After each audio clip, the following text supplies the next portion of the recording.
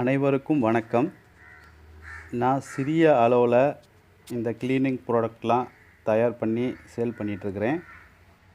இந்த வீடியோவில் நம்ம என்ன பார்க்க போகிறோம்னா, டிட்டர்ஜென்ட் லிக்விடில் மேனுஃபேக்சரிங் நிறையா ப்ராப்ளம் வருது அப்படின்னு சொல்லி போட்டு கமெண்ட் பண்ணியிருந்தாங்க. நிறைய வியூவர்ஸ் கமெண்ட் பண்ணியிருந்தாங்க. ஒரு சில பேர் எனக்கு மெயிலும் அனுப்பிச்சிருந்தாங்க. இந்த வீடியோவை ஸ்கிப் பண்ணாமல் பாருங்கள். அப்போ தான் உங்களுக்கு புரியும் என்ன ப்ராப்ளம், என்னென்ன மாதிரி ப்ராப்ளம் வருது, அதுக்கு என்னென்ன மாதிரி தீர்வு இருக்குது அப்படிங்கிறது உங்களுக்கு புரியும்.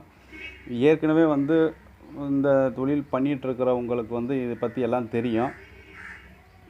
இந்த புதுசாக இந்த தொழிலுக்கு வந்துருக்கிறவங்களுக்கு நிறைய ப்ராப்ளம் வரும்.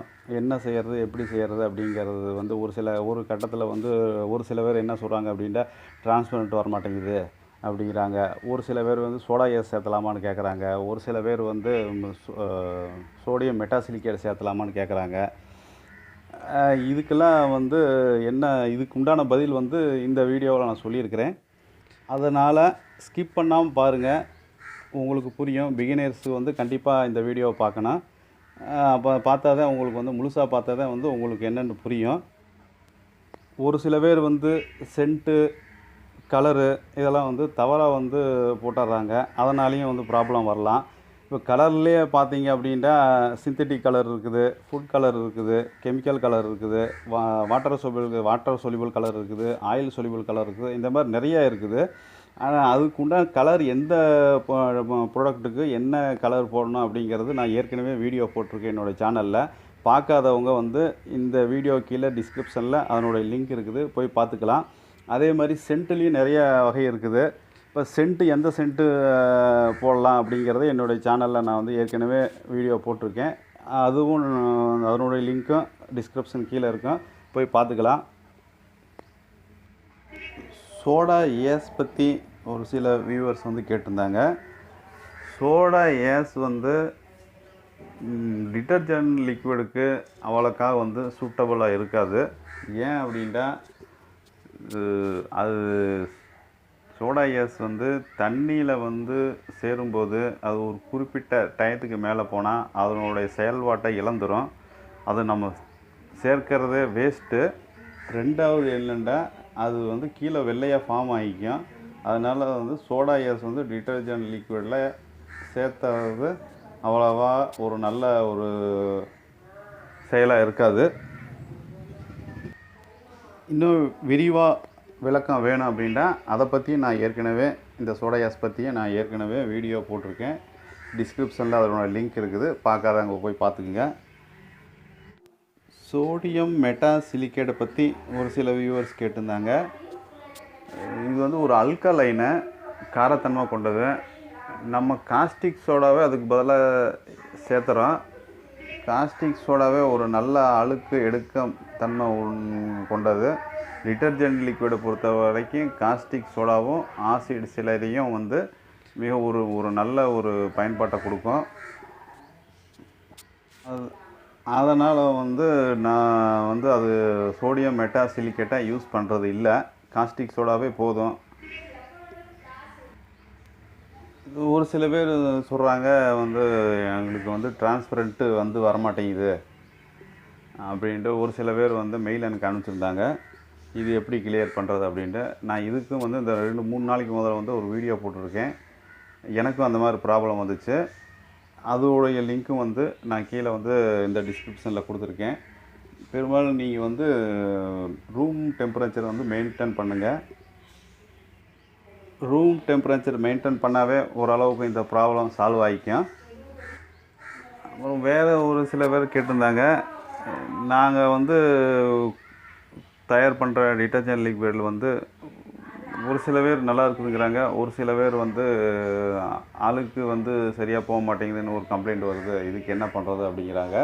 அதுக்கு நான் ஒவ்வொரு வீடியோவிலும் சோப் ஆயிலுக்கும் டிட்டர்ஜென்ட் லிக்விட்லேயும் நான் வீடியோ போடும்போது எல்லாத்துக்கும் நான் சொல்லிட்டு வர்றது என்னென்னா, ஃபஸ்ட்டு நீங்கள் ஆசிட் சிலரியையும் காஸ்டிக் சோடாவையும் நியூட்ரலைஸ் பண்ணுங்கள். நியூட்ரலைஸ் பண்ணாதான் ஒரு சிறப்பான ஒரு நல்ல ஒரு குவாலிட்டியான ஒரு லிக்விடு நமக்கு கிடைக்கும்.